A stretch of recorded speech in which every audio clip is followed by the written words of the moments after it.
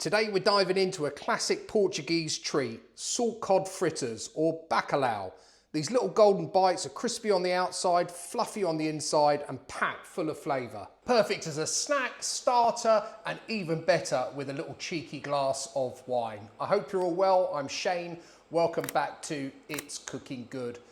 So some of you will have no doubt been to Portugal and you can get this everywhere in Portugal and it's absolutely delicious. I think I've also had it in Spain, maybe a different variation of it.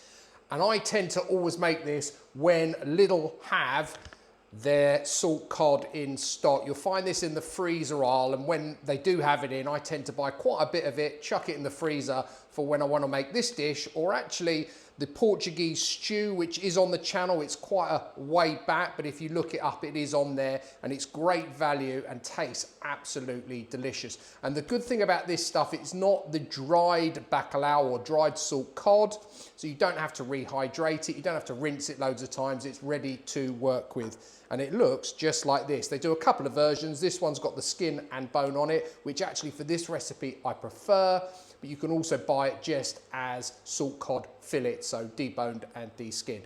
Anyway, let's get started, and we're going to start with some potatoes, and I'm using equal quantities. The bacalhau weighs at 550 grams, that's with the bone in, so you're probably looking just a tad over 500 grams in weight. So I'm going in with 500 grams of potatoes. So I've got a pan here on a rolling boil. I'm just going to gently add those in. And you want to cook these really just until they're tender enough that we're going to be able to mash them with a fork. So I anticipate they're probably going to take between 8 and 10 minutes. Once your potatoes are cooked, you just want to fish them out and get them into a bowl. We're just going to let them cool down a little bit before we mash them up. We're just going to mash them up with a fork. Try and drain off as much of that water as you can. You want them really to try and be as whole as they are. You don't want too many of them crumbling up because it won't do our mix any good at all. So we'll put those to one side.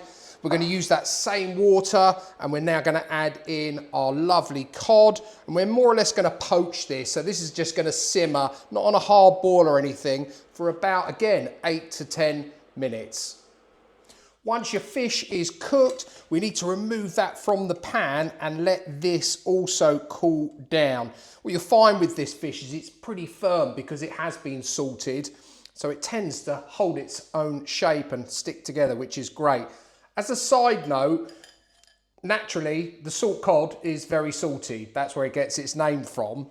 I haven't salted this water at all, but if you wanted to reverse the way round that I've actually cooked the potatoes and the fish, you could do. If you want this more salty, cook your fish first and then cook your potatoes in the same water after, and then you'll have an even more salty fritter at the end of this. But I'm happy with how salty this comes out. So we're going to leave that to one side, let it cool down. Once your cod's cooled down and you're happy that it's not too hot to handle, basically get your hands in there, and you want to take a little bit of time over this because there are some fiddly little bones in here and there's also some really big ones. So you've got these little sort of fellas here. You just want to make sure obviously there's none left in there. We don't want anyone getting a surprise and that's stuck in their throat. But you get these lovely shards of cod, and there's some bigger bones here in the middle, so you just want to go through it all, make sure they are all out.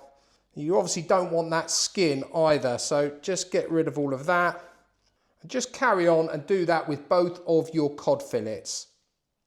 And that's it, that's the last of it. Actually got loads off there and ended up with just some skin and bones left. If you do, when you do this, you end up with a little bit of water at the bottom of this bowl, just drain it off. You don't really want any excess water going into your mix. So let's just wipe our hands up. I'm going to go straight into a food processor now with our cod.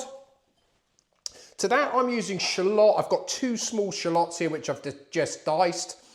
You could use an onion. You probably only need half an onion. And again, it doesn't really matter if it's white or red. And that goes in. And then 2 garlic cloves, which I've just crushed. Never comes out when I want it to. There we go. And lastly to that, we're going to add some olive oil, and I like to go in probably, don't know, about half a tablespoon. We'll check it. If we need to add some more, we can always add a little bit more. And get that onto a pulse. What you're looking for is just to form really like a paste that's going to mix in beautifully with our potatoes. Okay, I think we are done. So let's get rid of that. Let's get rid of that. Let's bring our potatoes in. And what you want to do with your potatoes is just to lightly mash them with a fork, just to make sure that they're nicely sort of crumbled down, really. And once you're happy with the texture, which I almost am, just go through it one last time, just make sure there's no massive chunks. Doesn't matter if there are little chunks in there at all, but you don't want massive pieces of potato. That's it, that looks good. To that, 1 beaten egg. I'm going to add a good load of parsley, probably like half a handful. And then to that, obviously, our cod mix. And hopefully you can see the consistency of that. That's how it should look, sort of holding itself together. So let's get all of that in there. That's it. Make sure you get all of that goodness out. We don't want to waste any, do we? Lidl don't have it on that often. Okay, and then I'd like to add just a little bit of cracked black pepper. No salt, obviously. This is going to be salty enough. And as you know, I like plenty of pepper in mine. And just give this all a good mix in. You want it to combine nicely, and it should be quite a stiff mix when you finish up. That's what you're looking for. It's all nicely combined. Okay, and that is now ready to go. Now you can make these into whatever shape you like, balls or little rugby balls or croquette shapes, whatever. If you're feeling really confident, grab yourself a couple of spoons and you can attempt to do quenelles like I'm going to attempt to do, and I'm no professional, that's for sure, but if you don't want to get your hands dirty, it's quite a good way to do it. And you just do something like that and you end up with little rugby ball shapes. Alternatively, as I say, just go in with your hands. Depending on the size you make these, you're probably going to get a good, I don't know, 20 fritters from these. You could make it into just little sort of balls, whatever shape you like, it doesn't matter. So I'm going to make up a load of these. The oil's heating up. I'm using the deep fat fryer today. I've got vegetable oil in there. If you want to do it on the hob, you just need a pan with a good inch of oil in the bottom. Okay, so I've actually just made 12 up for the time being. Great thing is this mix will keep in the fridge. You could actually make that a day in advance easily. So if you want to get ahead of time before guests come round, or however you're serving it, or whatever you're serving it for, then happy days. And I've only used half of that mix, so definitely 20, and they're a pretty good size. So you probably get maybe 25. So you want to make sure, if you're using a deep fat fryer, make sure your basket is in, and then just be careful of your fingers. I've got this on 180 and I'm just going to lower those in. Shall I put our little football one in? Yeah, why not? Let's get that in there as well. Let's see how that comes out, that shape. Don't overcrowd it. I'll probably put maybe 6 in for the time being. I can always add more afterwards. Okay, we're just over a minute in. Let's have a little look at them. Look at the lovely colour. They are going, oh yeah. Remember, everything's cooked in there apart from the egg, the onions and garlic. So, you know, these don't take too long, but you want to cook them probably for a good 2 to 3 minutes, or till they're a colour that you're happy with. Okay, we're just over 2 minutes in and I'm happy with those. I'm taking those bad boys out. Just give them a little shake around. Hear that rustle? Nice and crispy. And we're just going to put them onto some kitchen roll just to drain them off, get any of that excess oil off there. And there we go. I did up the remaining few as well. So they're all cooked up. And our mix that's left, I've just got here a little bit of garlic mayonnaise, nice little bit of lemon. I like a squeeze of lemon on mine. Just plate these up however you want. Nice and willy-nilly.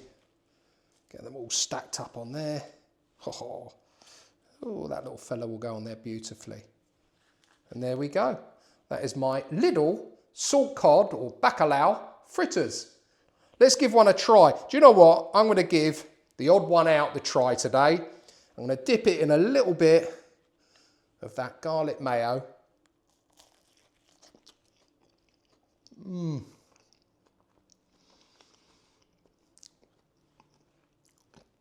They are little puffs of joy. So light and airy on the inside. You've got that lovely crispiness on the outside. I'm not just saying this because I season them, but they are seasoned to perfection. It didn't need anything else. That parsley is working. I can taste a hint of garlic, the lovely sweetness of those shallots, and of course, our lovely salt cod. They are delightful. As I said before, perfect as a starter, perfect for nibbles if you've got people coming over. And as I said, can be made a day in advance, so all you've got to do is literally cook them up at the end, and that's done in a couple of minutes. Guys, that's it from me for today. I really appreciate you watching. If you like the content and you're new to the channel, don't forget to hit the subscribe button. Please do also like, share and comment. Got a variation on this? Please do let me know. Got something you'd like to see me cook? Please let me know. I'll put all of the details of today's Lidl salt cod fritters down below in the description as always. And all that's left for me to say is until next time, it's cooking good.